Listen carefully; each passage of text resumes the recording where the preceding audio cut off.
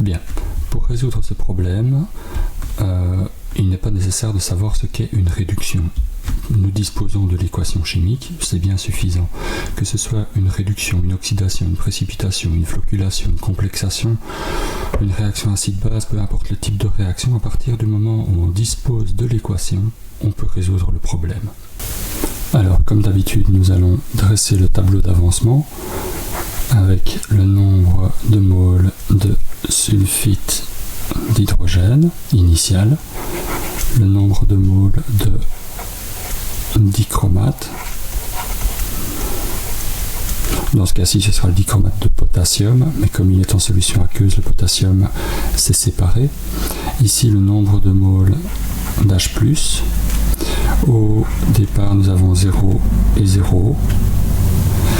Et à l'état intermédiaire, nous avons le nombre de moles d'H2SO3 moins 3x, parce que nous avons 3 ici, le nombre de moles de dichromate moins x, le nombre de moles d'H+, moins 2x. Du côté des produits, 0 plus 3x, 0 plus 2x et 0 plus 4x.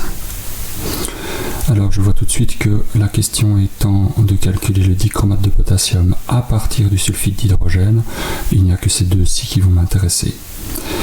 Étant donné que nous essayons de calculer uniquement la quantité nécessaire, ça signifie que à la fin, les deux réactifs considérés vont être égaux à 0.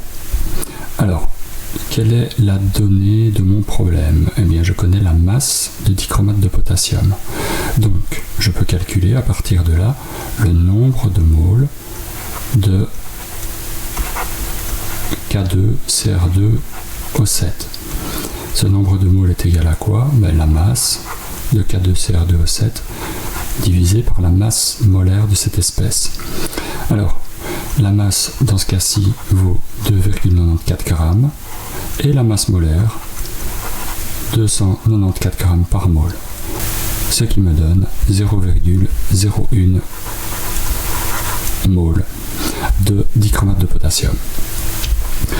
Avec cette valeur de N, je sais que c'est aussi égal à la quantité de matière de dichromate, puisque quand je le mets dans l'eau, les ions potassium se séparent, mais le nombre de moles ne change pas.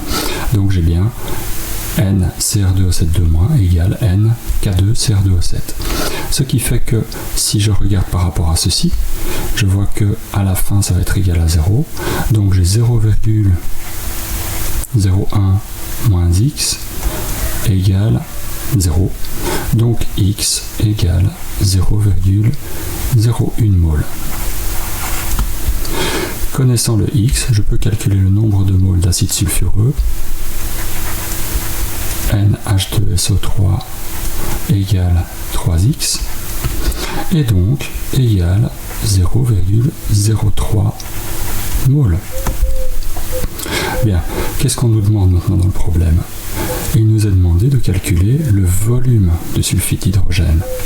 Donc, V de H2SO3 égale N sur C,